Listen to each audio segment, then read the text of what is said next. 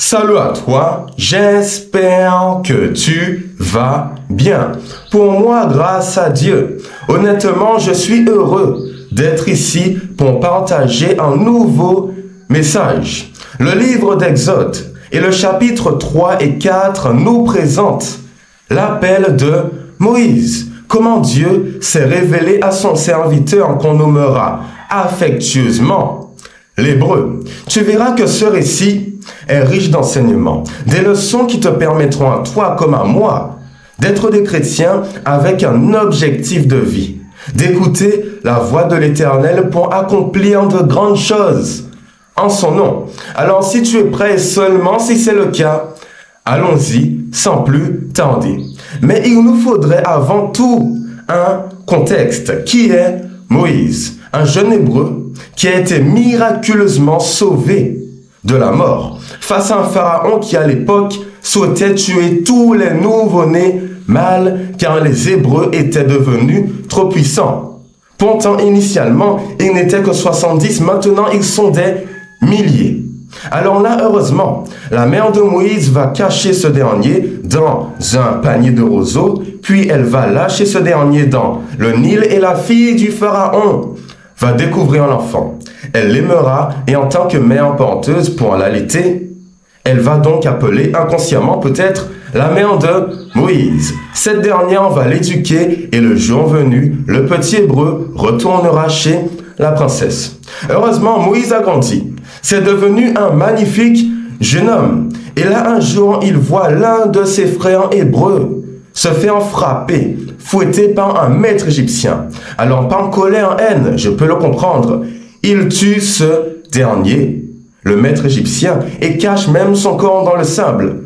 Malheureusement, la rumeur tourne, et on dit que Moïse a tué cet homme. Alors, il fuit pour sa vie car le pharaon, son sorte de papy, veut le tuer. Là, il rencontre une merveilleuse jeune fille, sa fiancée qui deviendra sa femme.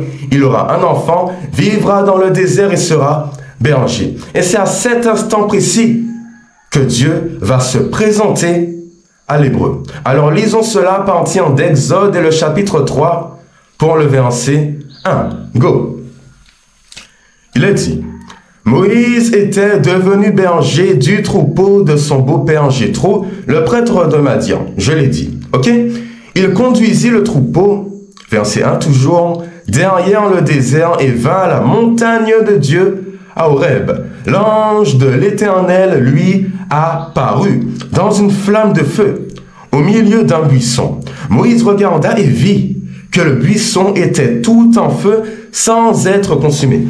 Alors imagine bien, cette petite brindille, j'espère que tu la vois. Cette petite brindille, tu la vois, tu la contemples, mais elle ne brûle pas. Elle est consumée, sauf que les feuilles restent intactes. C'est surnaturel. Et c'est ainsi que l'Éternel se présente peu à peu face à son serviteur Moïse, avec un acte qui semble irréel et que Moïse n'arrive pas à réaliser. Il est confus dans son esprit, alors tente de se rapprocher pour savoir, mais qu'est-ce qui se passe? Pourquoi ce morceau de bois, ce buisson, ne se consume point?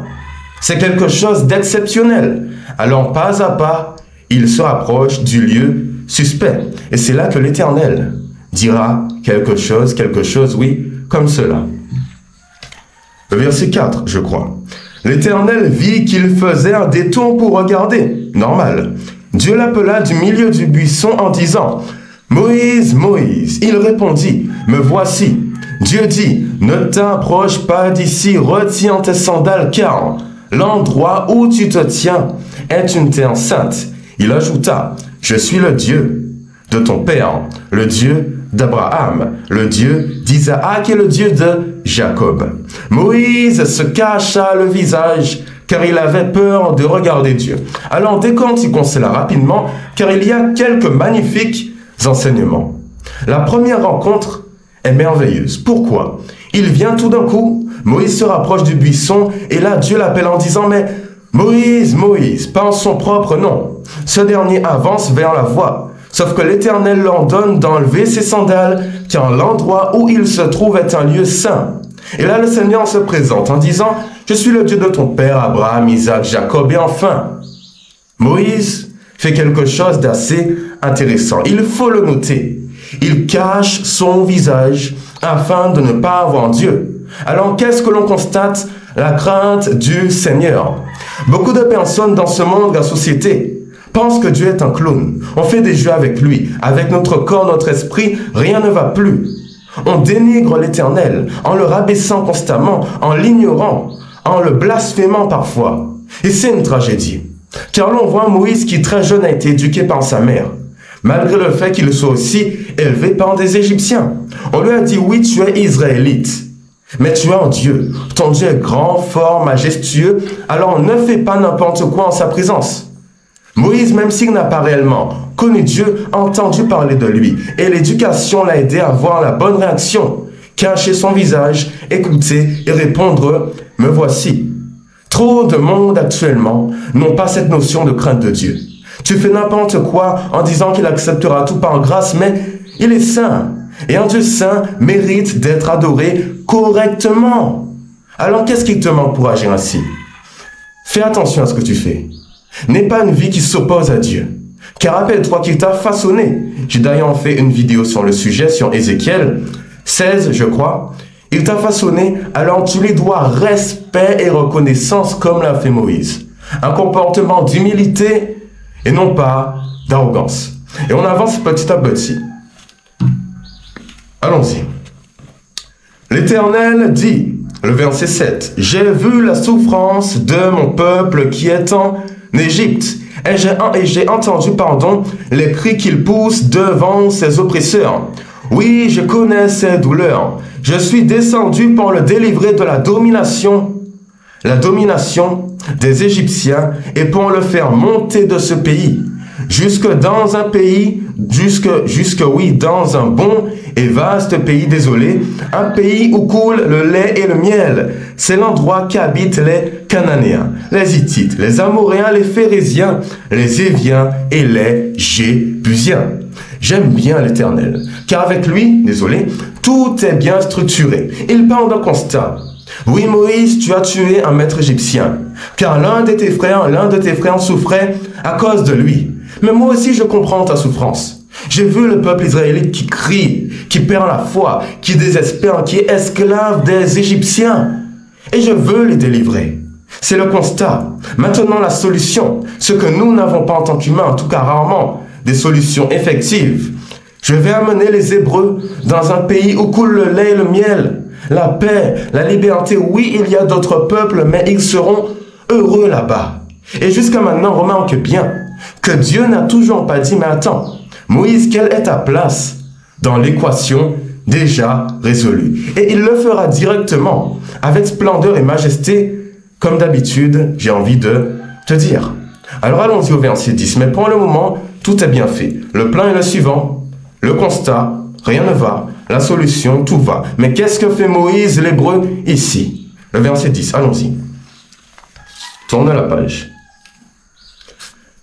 Maintenant, vas-y, je t'enverrai vers le Pharaon et tu feras sortir d'Égypte mon peuple, les Israélites. Un constat très long, des solutions en quelques lignes aussi, mais là, la mission est toute simple. Maintenant, vas-y. Et ce qui est magnifique avec le Seigneur, c'est qu'il aurait pu dire à Moïse, oui, je t'ai choisi pendant 2 ans, 3 ans, 6 mois, 2 semaines, 3 jours. Non, maintenant. Quand Dieu te demande de faire une réforme dans ta vie, d'avoir un projet, de lui faire confiance, de lâcher prise, ce n'est pas demain ou après-demain, mais maintenant. Car Dieu a bien constaté, c'est un calculateur, un Dieu calculateur, il a constaté le cheminement fait par Moïse.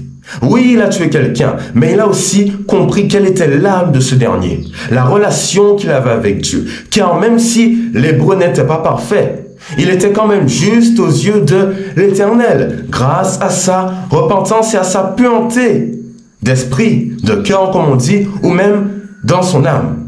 Alors maintenant, il lui demande d'y aller. Trop de personnes souhaitent y aller plus tard ou ne veulent simplement pas avancer. Mais ce que Dieu nous dit, c'est qu'il faut y aller à l'instant T, qu'il n'y a pas de temps pour réfléchir, que s'il t'appelle, c'est car il sait que tu es prêt. Tu n'as personne pour lui dire, mais attends Seigneur, je ne suis pas prêt. Quand il t'appelle, il sait déjà comment tu vas réagir et quel est ton potentiel. Il a une prise sur le temps. Ce dernier est entre ses mains, mais ne t'en fais pas. On y reviendra dans quelques instants. Et au fond, est-ce que l'Hébreu, le serviteur tant aimé de l'Éternel, en tout cas pas conscient de cela, va écouter? Ira-t-il comme une brebis va à la boucherie, à l'abattoir, comme Jésus l'a dit? Je ne crois pas, il va résister. J'appellerais cela. Et le texte dit que c'est comme des objections. Il fera comprendre à Dieu que ce dernier a mal choisi. Et en tant qu'humain, on met des objections. Quand rien ne va ou quand on n'est pas sûr que c'est Dieu qui nous demande, on lui, ordonne, pas ordonne, mais on fait la requête, oui, de demander des signes concrets pour enlever les zones d'ombre autour de ce projet, les écarter afin de marcher avec confiance. Et aussi, la seconde raison pour laquelle on fait des objections, c'est pour en prouver à Dieu qu'on n'est pas bon pour cela. Mais tu le verras qu'au fur et à mesure du temps, l'Éternel mettra en confiance son serviteur en lui disant « Oui, tu es bien celui que j'ai choisi ». Allons donc au questionnement de Moïse et les réponses bien entendues. Alors, le verset 11 tout de suite après l'appel. Moïse dit à Dieu, « Qui suis-je, moi, pour aller trouver le Pharaon et pour faire sortir les Israélites d'Égypte ?» Là, il joue sur la notion de statut. Mais regarde, Seigneur, le Pharaon est grand, il tient son autorité des divinités du pays, et moi je viens. En tant qu'Hébreu, on me voit simplement comme un meurtrier, et peut-être même tout le monde souhaitera me tuer. Quand j'ai déserté mon peuple, j'ai aussi dit non à l'Égypte. Et tu veux que j'aille, tout petit comme je suis, devant un grand Pharaon? Mais qui suis-je? Trouve quelqu'un d'autre. Là, Dieu lui dit, attention, je suis le Dieu de tes ancêtres. Je suis un grand Dieu. Je suis rayonnant. Alors si je suis avec toi aussi, tu feras de grands prodiges. Alors vas-y en mon nom. Tu n'es rien, mais moi, je vais te donner la gloire nécessaire, car ma puissance s'accomplit dans ta faiblesse, comme l'a dit Paul. Ce n'est pas écrit, mais je l'ai interprété ainsi. C'est une conversation qu'on doit épaissir pour bien la représenter. Alors ne t'en fais pas, je suis le Dieu qui suis, qui est. Et avec mon statut, ma gloire, ma rédemption, tu feras toutes choses. Et là, l'Hébreu avance. On y va. Le verset 13, je crois. Moïse dit à Dieu, « J'irai donc trouver les Israélites. » Oui, il est un peu plus en confiance. « Et je leur dirai, le Dieu de vos ancêtres m'envoie vers vous. Mais s'ils me demandent, quel est son nom, que leur répondrai-je? » Dieu dit, « Mais t'en fais pas. » Tu dis, comme je l'ai bien explicité précédemment, « Je suis celui qui suis, le Dieu de Jacob, de vos ancêtres, d'Isaac, d'Abraham. Ne vous en faites pas. Je suis le même qui va vous délivrer de la main de l'oppresseur égyptien. » Le Pharaon, alors ne s'inquiète pas, va voir les anciens du pays et dis-leur quel est mon nom. Et ainsi tu iras avec eux vers le Pharaon et tu ordonneras à ce dernier de libérer mon peuple. Et s'il ne t'écoute pas, ne t'en fais pas, j'agirai en conséquence. Alors si on te demande qui est ce Dieu, voilà ce que tu devras répondre. Et au chapitre 4 d'Exode, qu'est-ce qu'il continue à dire? Car Moïse est un peu plus serein, mais toujours pas suffisamment pour y aller les yeux fermés. Il veut être sûr de ce qu'il fait avec Dieu. Et ça peut se comprendre au fond. Moïse répondit, « Ils ne me croiront pas et ne m'écouteront pas. Au contraire, ils diront, l'Éternel ne t'est pas apparu. Mais comment leur prouver que tu existes, mon Dieu? » Là, ce dernier lui dit, « L'Éternel ordonne à Moïse de prendre un bâton, de le lâcher. Là, ce bâton se transforme en serpent. Moïse a peur et veut fuir, mais là Dieu lui dit, prends-le par la queue. Et il se transforme de nouveau en bâton. Deuxième prodige, mets ta main sous ta chemise. Enlève-la la lèpre, forte lèpre. Remets-la, plus de lèpre. Alors oui, tu montreras cela au peuple hébreu et ils te croiront. Ne t'en fais surtout pas. On avance un tout petit peu encore, car oui, toujours plus d'objections. Et ici, on réalise bien le fait qu'en tant qu'humain, on veut être sûr de ce que l'on fait. Même quand c'est pas en Dieu, même quand ce n'est pas notre plan, mais un plan parfait, divin, on veut remettre tout cela en question. C'est dingue, mais humainement parlant, nous sommes ainsi constitués. Allons-y. Alors, le verset 10, Moïse dit à l'Éternel, « Ah Seigneur, je ne suis pas un homme doué pour parler, et cela ne date ni d'hier, ni d'avant-hier, ni même du moment où tu as parlé à ton serviteur. » Le verset 10, « Hey, Seigneur, je ne suis pas éloquent. Comment communiquer avec un pharaon qui est grand, qui est fort, un peuple tout entier, alors que je ne sais même pas m'exprimer? Ma langue ne m'appartient pas, je ne suis pas doué du langage. » Car oui, il continue. Rapidement, oui.